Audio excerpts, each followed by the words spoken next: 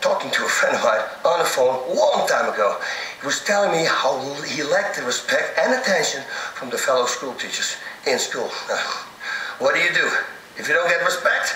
Okay, so I told him, the way you get a man's attention is by doing the unexpected. Just like that, you see? It works with him, works for you. You know, you walk down the street, all nice, and looky look, what do we have here? Oh, it's the lamppost. Oh, this is your head. Smack your lamppost against it. Do you like that? Do you see me now, huh? Do you see me now? Okay, I think now, in this teacher's lounge, trust me, those people there, they know he's around. Nobody will ignore him anymore. And if a woman walks by, the only thing you need to do, whip it out and say, what are we going to do about this? I'm telling you, people cower under their desks. When he's nearby, man, it's much better.